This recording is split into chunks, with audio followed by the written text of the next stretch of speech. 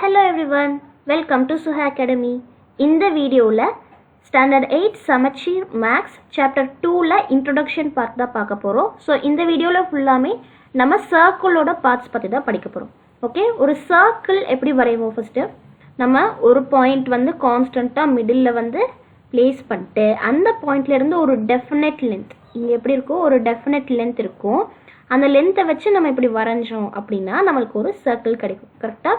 இப்போ வந்து ஒரு கான்ஸ்டண்ட்டாக ஒரு மிடில் பாயிண்ட் இருக்குள்ள, எப்படி இதுதான் ஒரு சர்க்கிள் அப்படின்னா அங்கே வந்து கான்ஸ்டண்ட்டாக ஒரு மிடில் பாயிண்ட் இருக்கும். இந்த பாயிண்ட் நம்ம என்ன சொல்லுவோம் அப்படின்னா centre of the circle, centre of the circle அப்படின்னு வந்து சொல்லுவோம். எப்படி ஒரு மிட் பாயிண்ட், இங்கேருந்து நம்ம சர்க்கிள் மேலே எந்த பாயிண்ட் வச்சு நம்ம மெஷர் பண்ணாலும் எல்லா லென்த்தும் வந்து ஈக்குவலாக இருக்கும்.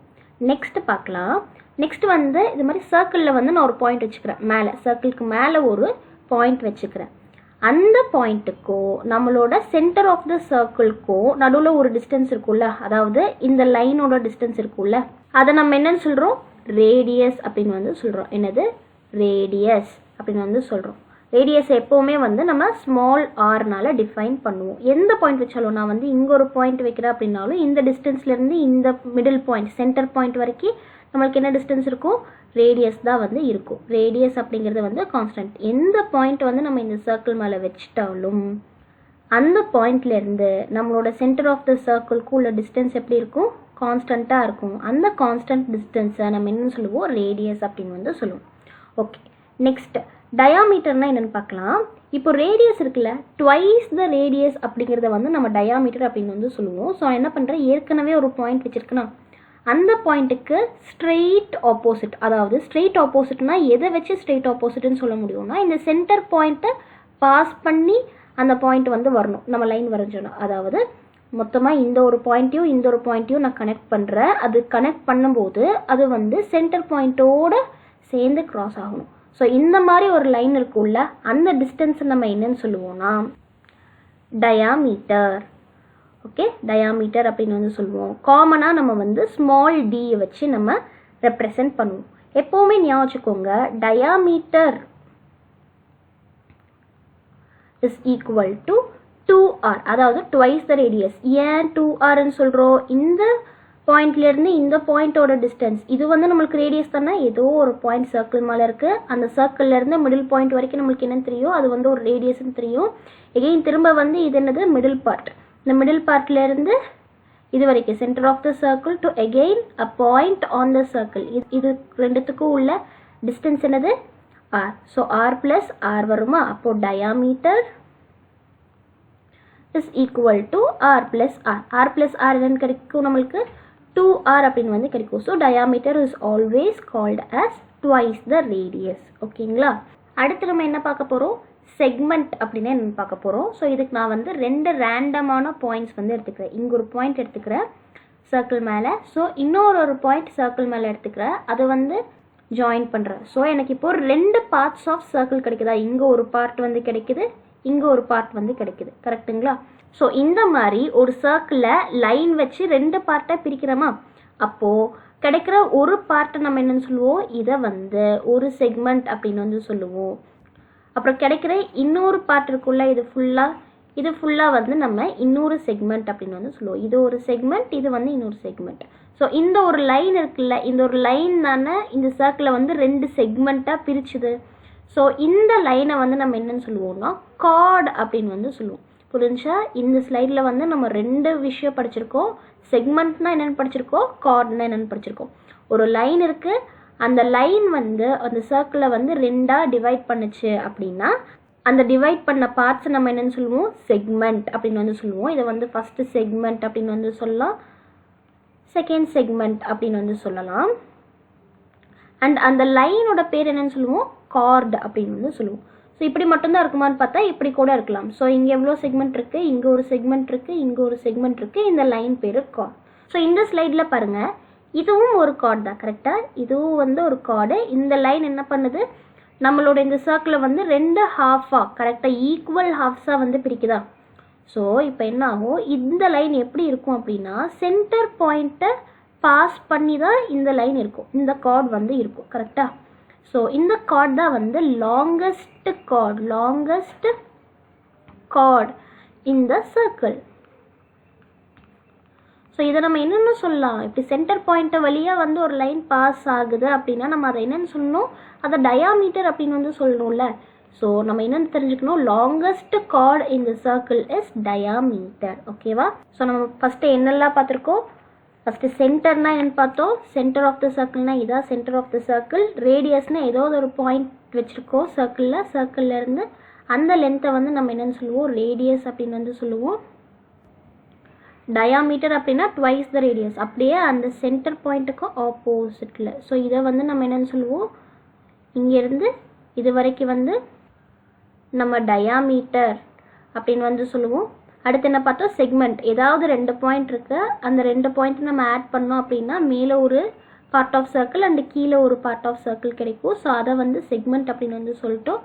அந்த பார்ட்டாக பிரிக்கிற அந்த ஒரு லைன் என்னன்னு சொன்னோம், கார்டு அப்படின்னு வந்து சொன்னோம். ஸோ ஒரு சர்க்கிளில் நம்மளால் எவ்வளோ பெரிய கார்டு போட முடியும், மேக்ஸிமம் இதுதான் பெருசு, இதுக்கு மேலே கார்டே போட முடியாது அப்படிங்கிற மாதிரி த லாங்கஸ்ட் கார்டு இருக்குள்ள அந்த லாங்கஸ்ட் கார்டு எப்போவுமே வந்து டயாமீட்டராக தான் இருக்க முடியும் அப்படின்னு வந்து சொல்லிட்டாங்க.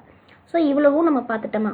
அடுத்து ரொம்ப இம்பார்ட்டண்ட்டான டாபிக்குள்ளே போகிறோம். அது என்னென்னா செக்டார். ஓகேவா? ஒரு சர்க்கிள் எடுத்துக்கிட்டேன், அந்த சர்க்கிளில் ரேண்டமாக வந்து நான் 2 பாயிண்ட் சர்க்கிளுக்கு மேலே வச்சுட்டு அப்புறம் ஒரு சென்டர் வந்து வச்சுருக்கேன். ஓகே, இது வந்து centre of the circle.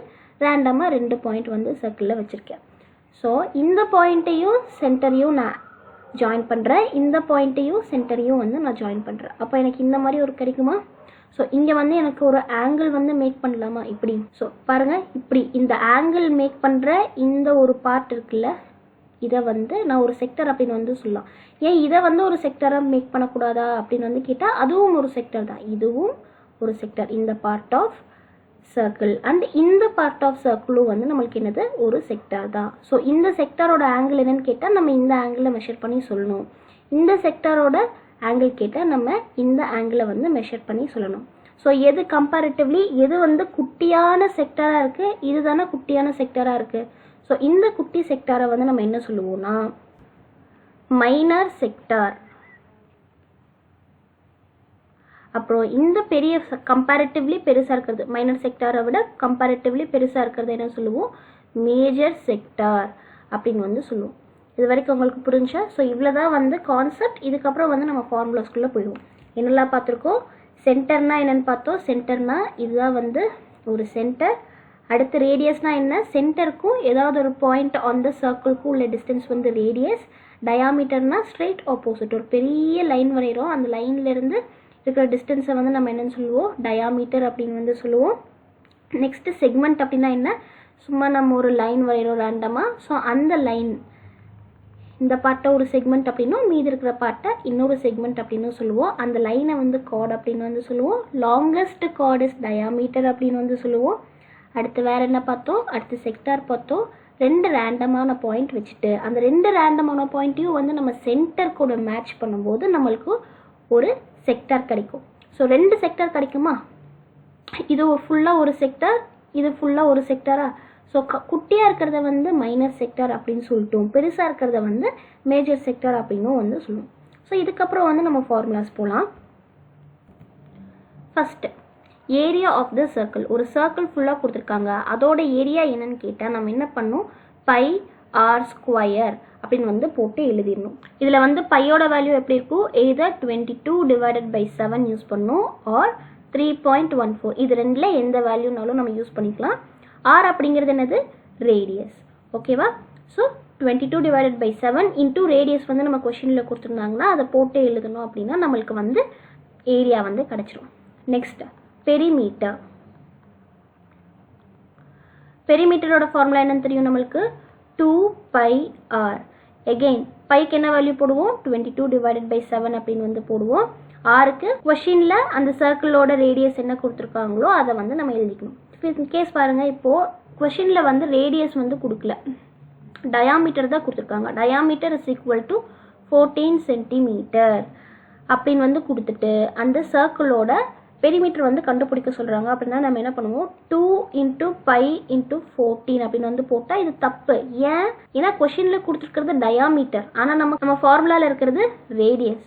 So 2 × π × 7 அப்படின்னு தான் நம்ம போடணும். ஏன் 7 அப்படின்னு வந்து போடணும், நமக்கு தெரியும் diameter is equal to twice the radius. So diameter is equal to 2 × ரேடியஸா, டயாமீட்டர் என்னன்னு கொடுத்துட்டாங்க 14 இஸ் ஈக்குவல் டு 2 × ரேடியஸ். அப்போ ரேடியஸ் என்னது 14 டிவைடட் பை 2. அப்போ 2 for 1 and 14 for 7 times. So நம்மளுக்கு என்ன கிடைக்கும், ரேடியஸ் வந்து 7 அப்படின்னு வந்து கிடைக்கும். அதனால தான் நம்ம இங்கே 7 அப்படின்னு வந்து சப்ஸ்டியூட் பண்ணியிருக்கோம்.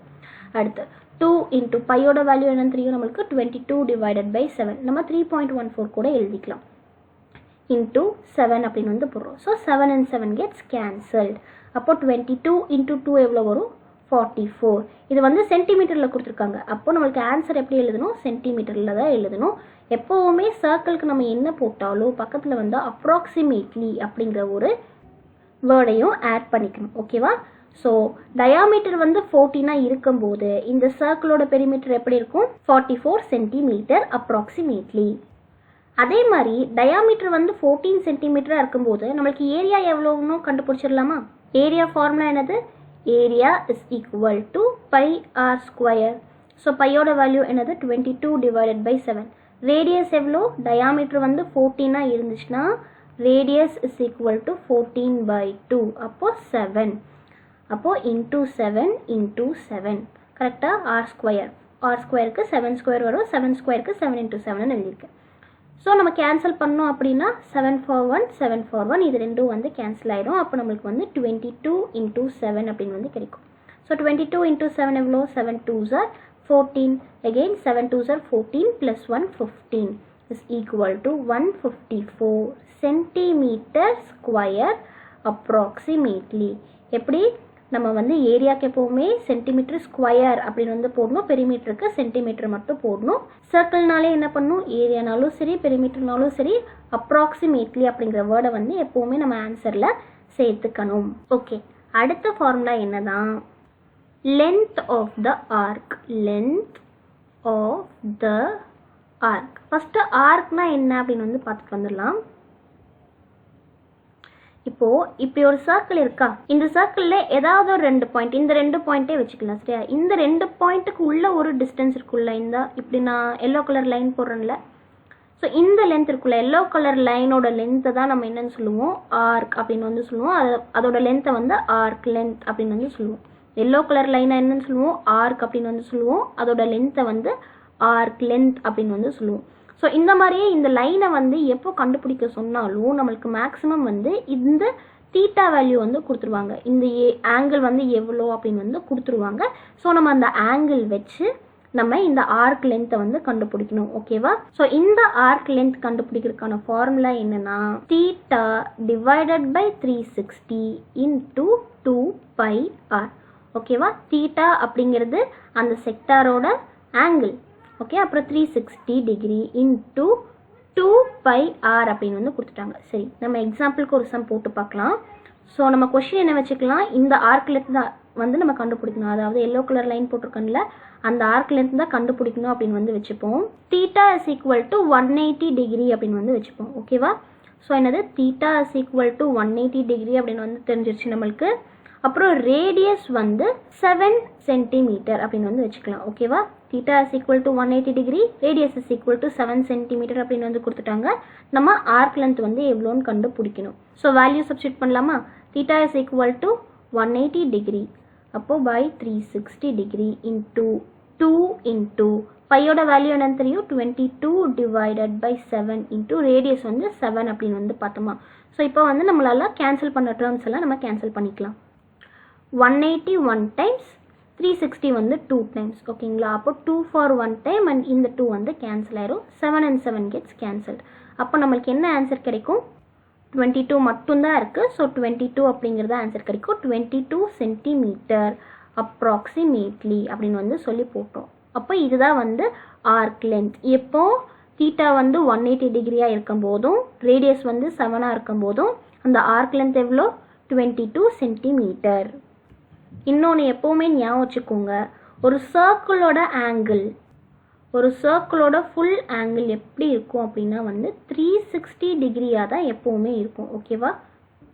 half the circle இப்போ இப்படி இருக்கு. half circleனா இந்த ஒரு லென்த் எவ்வளோ இருக்கும்?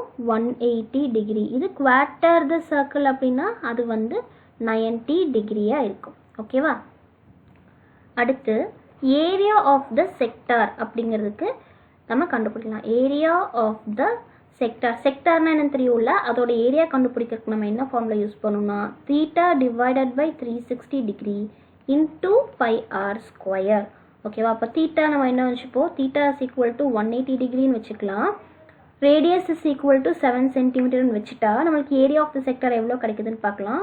ஸோ தீட்டா என்னது? 180 degree divided by 360 degree into 22 divided by 7 into 7 into 7 அப்படின்னு வந்து கிடைக்குமா?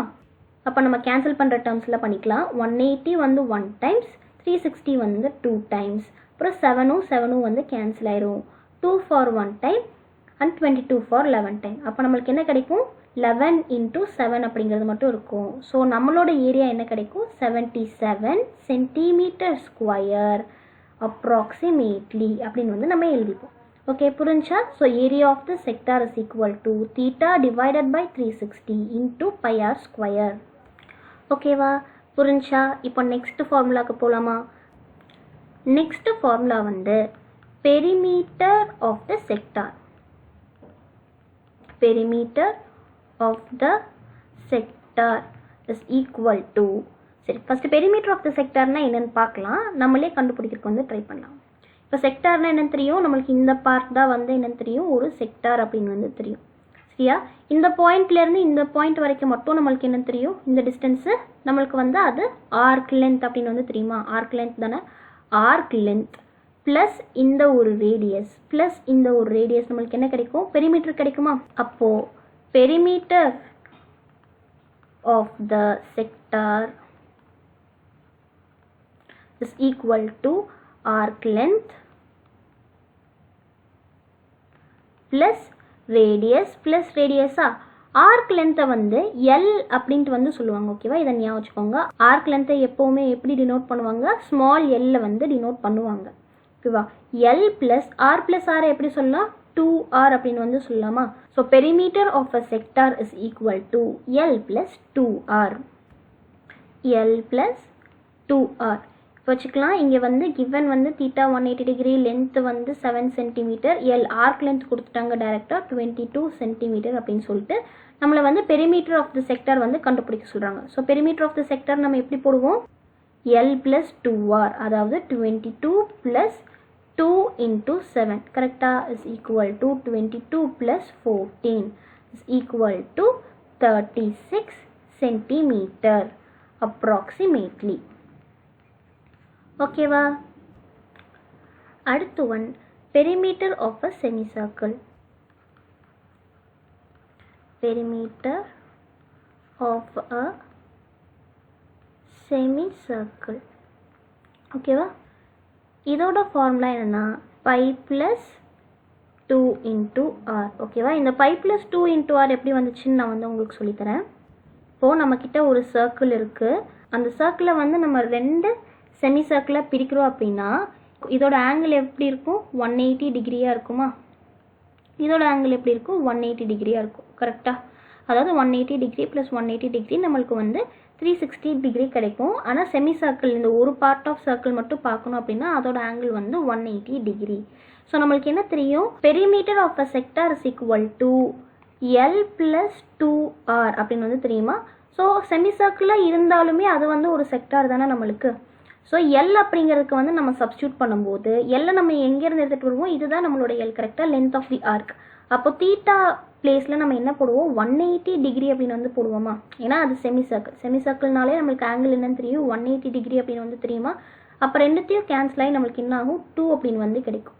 கரெக்டாக? அப்போ இந்த 2 கேன்சல் ஆகி பை ஆர் அப்படின்ட்டு வந்து நம்மளுக்கு எல்லோட வேல்யூ கிடைக்குமா? ஸோ நம்ம என்ன பண்ணுறோம்? எல்லோட வேல்யூ வந்து பை ஆர் அப்படி வந்து சப்ஸ்டியூட் பண்ணிட்டு ப்ளஸ் 2R வந்து அப்படியே போட்டுக்கலாம். இங்கே பாருங்கள், பை ஆர் அண்ட் 2Rல ஒரு வேரியபிள் வந்து கான்ஸ்டண்ட்டாக இருக்குது. என்னது? ஆர் வந்து ரெண்டுத்துக்கும் காமனாக இருக்குது. அப்போது R into pi plus two. அதை எப்படி எழுதிக்கலாம்? Pi plus two into R அப்படின்னு வந்து எழுதிக்கலாம். ஓகேவா? புரிஞ்சா?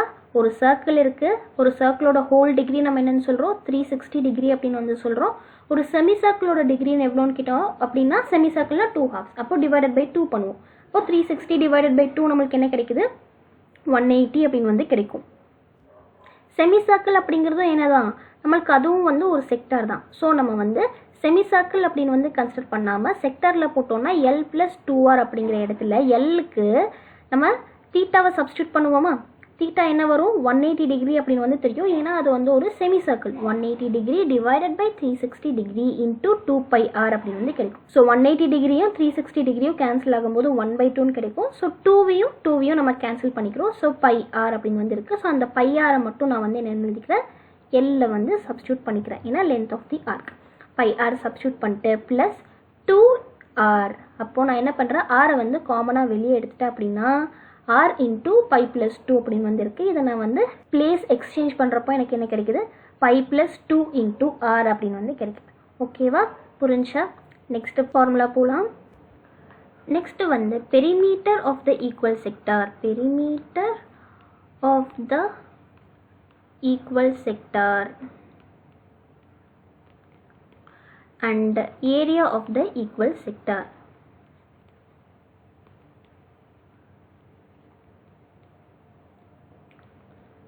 ஓகேவா? ஃபஸ்ட்டு ஈக்குவல் செக்டார்னா என்ன அப்படின்னு வந்து சொல்கிறேன். ஒரு சர்க்கிள் இருக்குது. செக்டார்னால் நம்ம என்ன சொன்னோம்? ரேண்டமாக 2 பாயிண்ட் வச்சு அதை வந்து இப்படி மார்க் பண்ணோம் அப்படின்னா வந்து ஒரு செக்டார் அப்படின்னு வந்து சொன்னோம். ஓகேவா? இப்போது நான் திரும்ப ஒரு சர்க்கிள் வரைகிறேன். இப்போ நான் கரெக்டாக ஹாஃபாக நான் டிவைட் பண்ணுறேன் அப்படின்னா செமி சர்க்கிள் இருக்குது. அந்த செமி சர்க்கிளும் வந்து ஒரு செக்டார் தானே. ஸோ இதிலேருந்து இது ஒரு செக்டார் அண்ட் இது ஒரு செக்டார். கரெக்டாக 2 செக்டார் இருக்கா? இப்போ நான் என்ன பண்ணுறேன்? இதையும் வந்து நான் திரும்ப ஹாஃபாக பிரிக்கிறேன். ஸோ இப்போ எனக்கு எவ்வளோ செக்டார் இருக்குது? இங்கே ஒரு செக்டார், 2 செக்டார், 3 செக்டார், 4 செக்டார். அப்போது இந்த செக்டாரோட வேல்யூ எவ்வளோ இருக்கும்? 90 டிகிரி. ஏன்? ஏற்கனவே ஒரு முழு சர்க்கிள் வந்து 360 டிகிரி அப்படின்னு வந்து சொன்னோம். அதை நான் வந்து ஹெமிஸ்பியராக கட் பண்ணும்போது இந்த பார்ட் வந்து 180 டிகிரியாக இருக்கும், இந்த பார்ட் வந்து 180 டிகிரியாக இருக்கும். கரெக்டாக? ஸோ இந்த பார்ட்டையும் நான் எகெயின் என்ன பண்ணுறேன்? டிவைட் பண்ணுறேன். அப்போ எனக்கு என்ன கிடைக்கும்? இந்த 180 டிகிரியை ஈக்குவல் ஹாஃபாக டிவைட் பண்ணும்போது 90 + 90 தான் 180. ஸோ இந்த பார்ட் வந்து 90 டிகிரியாக இருக்கும், இந்த பார்ட் 90 டிகிரியாக இருக்கும். அதே மாதிரி இதுவும் வந்து 180 டிகிரி. அப்போ இந்த 180 டிகிரியை இந்த 2 பார்ட்ஸுக்கும் பிரித்து கொடுக்கும்போது இதுவும் வந்து 90 டிகிரியாக இருக்கும், இதுவும் வந்து 90 டிகிரியாக இருக்கும். புரிஞ்சா? இப்போ அதே மாதிரி ஒரு சர்க்கிள் இருக்குது. நான் 5 பார்ட்ஸாக வந்து பிரிக்கிறேன், ஈக்குவல் பார்ட்ஸாக பிரிக்கிறேன் அப்படின்னா இந்த மாதிரி